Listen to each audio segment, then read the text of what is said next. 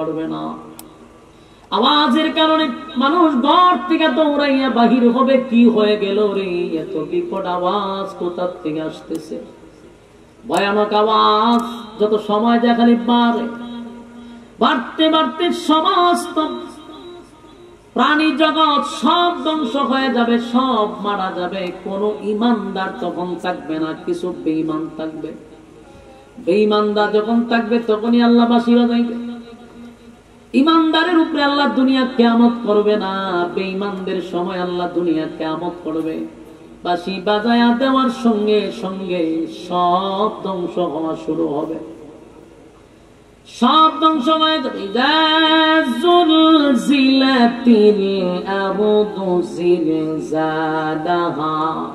জমিনের মধ্যে জালজালা শুরু হবে, কম্পন শুরু হয়ে যাবে। আল্লাহ রাব্বুল আলামিন বলেন, জমিনের মধ্যে যখন জালজালা শুরু হয়ে যাবে, ওয়া আখরাজাতিল আরদু আসফালাহা, আর জমিনের ভিতর থেকে যত সম্পদ আছে, স্বর্ণ হীরা মণি মুক্তা, যেগুলার জন্য আমি আপনি মারামারি করছি, সব জমিনের নিচ থেকে বাহির হইতে থাকবে। স্বর্ণের খনি, হীরা মণি মুক্তা বাহির হইতে থাকবে।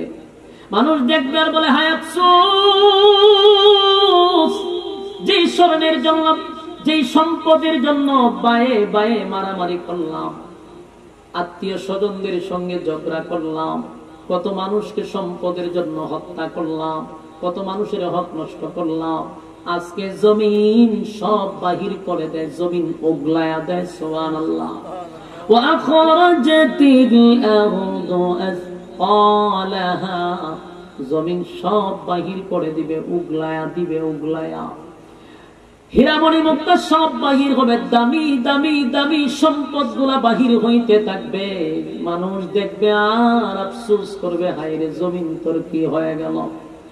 وقال الإنسان ما لها وقال الإنسان ما لها, মানুষ এই দৃশ্য দেখে নিজেরাই বলতে থাকবে, জমিন তোমার কি হয়ে গেল, তুমি কেন তোমার ভিতর থেকে সম্পদ বাহির করে দিচ্ছ, কেন তোমার ভিতর থেকে এত দামি দামি সম্পদ বাহির করতেছ। জমিনের মধ্যে ফাটল সৃষ্টি হবে, ভয়ঙ্কর আওয়াজে জমিন উগলায়া দিবে। মানুষ তখন বলতে থাকবে, ওয়াকালাল ইনসানু মা লাহা, জমিন তোমার কি হয়ে গেল। জমিন উত্তর দেয়, ইয়াউমা ইযিন তুহাদ্দিসু আখবারাহা, এই সেদিন জমিন যা ঘটেছিল, মানে জমিনের মধ্যে যে যত আকাম কুকাম, দিনের কাম রাত্রে কাম করছে, যুবক ভাইরা, জমিনের মধ্যে যত অপরাধ করছি, যার জুলুম করছি, কারো সম্পদ আমরা মাইরা খাইছি, এতিমের মাল মাইরা খাইছি, কার উপরে জুলুম করছি, কোথাও দাঁড়ায়া জিনা করছি, কোথাও দাঁড়ায়া মানুষের টাকা মারছি, মানুষের হক নষ্ট করছি, যত অপরাধ করছি, আল্লাহ বলেন সেদিন জমিন বলতে থাকবে, ইয়াউমা ইযিন তুহাদ্দিসু আখবারাহা, জমিন অনর্গল বলতে থাকবে, জমিন কথা বলতে থাকবে। জোরে কোন সুবহান। আপনারা কি বিরক্ত লাগতেছে? কথা কি চলতো না, শেষ করে দিতাম। জমিন কথা বলতে থাকবে, জমিন কথা বলতে থাকবে। জমিন বলবে, আল্লাহ এই জায়গায় দাঁড়াইয়া এই নাফরমান জিনা করছে, আল্লাহ এই জায়গায় দাঁড়াইয়া অমুকরে খুন করছে, অমুকরে হত্যা করছে, আল্লাহ অমুক জায়গায় দাঁড়াইয়া বেইনসাফি বিচার করছে, অমুক জায়গায় দাঁড়াইয়া জুলুম করছে, আল্লাহ মানুষের ধন সম্পদ মাইরা খাইছে, জালেমের মতো ব্যবহার করছে। জমিন যখন অনর্গল বক্তব্য দিতে থাকবে, মানুষ বলবো, হায় হায় এমনটা কেন জমিন করতেছে, জমিন তো আমাদের গোপন কথা প্রকাশ করতেছে, ঘটনাটা কি, জমিন এমন আমাদের সঙ্গে আচরণ কেন করতেছে। যুবক বাবা, যদি দেখেন এখন জমিন বৈশাখ কথা বলতেছে, জমিন হা করে থাকবে, কথা বলবে, আল্লাহ অমুক জায়গায় দাঁড়ায় না ফরমান খারাপ কাজ করছে, তারে ধরেন। জমিন কথা বললে মানুষের অস্তিত্ব থাকবে।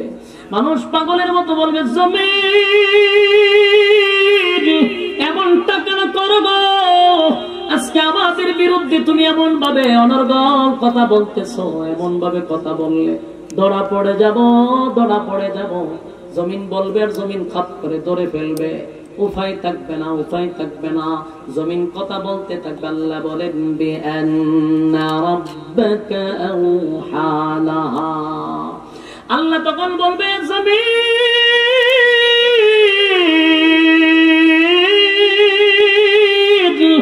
এমনি এমনি কথা বলে না, এমনি এমনি কথা বলে না, জমিন এমনি এমনি কথা বলে না, এমনি এমনি বলে না। আল্লাহ বলেন বিআন্না রাব্বাকা আওহা লাহা, জমিন কথা বলে, তার রব তারে অনুমতি দিছে, তার রব তাকে হুকুম দিছে বিআন্না রাব্বাকা আওহা লাহা, জমিনকে হুকুম দিছে কে?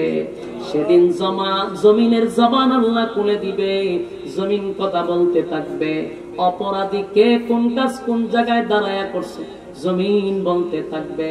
সেদিন আপনার মুখে বলা লাগবে না, জমিন সব অপকর্ম তুলে ধরবে। সেই দিনটা কিন্তু আমাদের সামনে আসতেছে।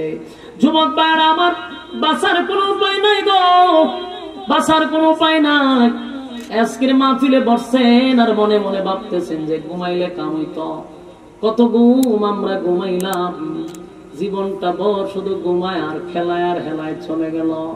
রাইতে দিনে 24টা ঘন্টা মালিক দিছিল মালিকের গোলামি করার জন্য।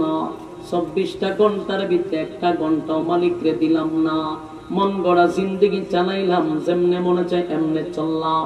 ফেসবুকে সময় কাটাইলাম, ইন্টারনেট সোশ্যাল মিডিয়াতে কাটাইলাম, বিপিএল এ কাটাইলাম, আইপিএল এ কাটাইলাম, সময় ফ্রি ফায়ারে কাটাইলাম। সময় তো কারো জন্য থেমে থাকে না, সময় তার স্রোতের গতিতে চলতে আছে। কিন্তু জেনে রাখো, যেদিন মালাকুল মউত তোমার সামনে হাজির হয়ে যাবে, সেদিন থেকে তোমার কিয়ামত শুরু হবে। কিয়ামত শুরু হয়ে যাবে, সেদিন আফসোস করে বলবে হায় আফসোস, হায় আফসোস, আফসোস, আফসোস। সেদিন না মাহফিল হয়েছিল, আমরা রাস্তায় দাঁড়াইয়া দাঁড়াইয়া আড্ডা মারছিলাম, আমরা গল্প করছিলাম, আমরা অনর্থক সময় নষ্ট করছিলাম। সেদিন যদি সেখানে বসে কিছু কথা শুনে জীবনটাকে পরিবর্তন করতাম, তাহলে আজকে জমিন আমাদেরকে গ্রেফতার করতো না, জমিন আমাদের বিরুদ্ধে নালিশ করতো না। আল্লাহ হুকুম দিছে জমিন কথা বলবে, নাফরমানদেরকে ধরে ফেলবে।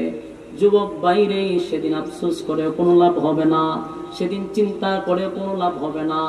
আল্লাহর নবী বলেন, মানুষগুলা কুশার যেভাবে চাবাইয়া চাবাইয়া মানুষ খায়, কুশার তো চিনেন গেন্ডারি, চিপাইয়া চিপাইয়া মানুষ খায়।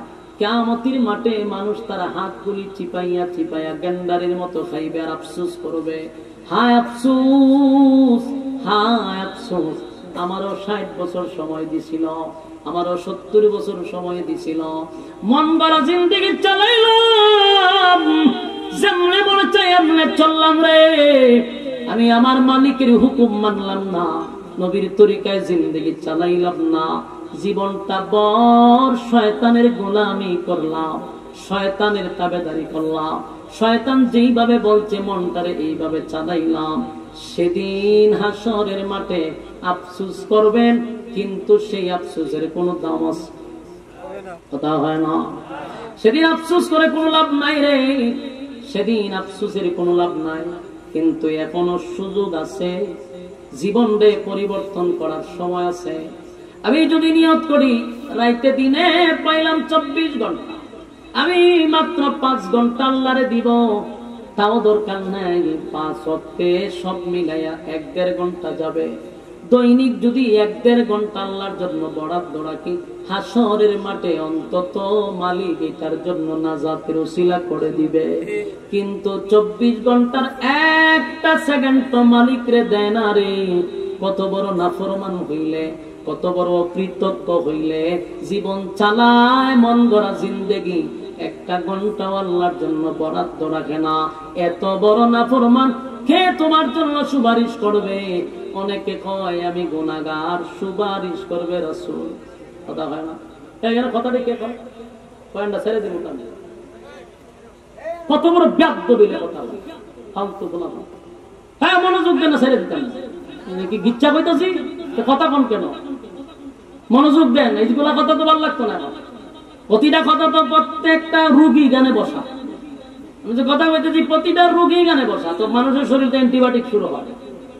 ভালো লাগবো কেমনে? খারাপ কথা বলতেছি। বলুন, আমার কোন স্বার্থে কথা বলতেছি? আল্লাহর কসম, আল্লাহর কসম, আমার কোনো স্বার্থ নাই, আমার কোনো স্বার্থ নাই। আপনি যেমনে মনে চায় এমনি চলেন, আমার কোনো এখানে বলারও কিছু নাই। কেন বলতেছি?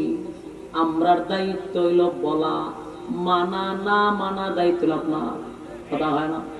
এই আল্লাহর নবীর আল্লাহ বলছে যে আমি আপনারে পাঠাইছি ওয়াজ করার জন্য, আপনারে হেদায়েত দেওয়ার জন্য পাঠাইছি। আবু তালেব যেদিন মারা যায়, পয়গম্বর কিন্তু কান্নাকাটি করছিল আবু তালেবকে হেদায়েত দেওয়ার জন্য। কাঞ্চার বলছে মালিক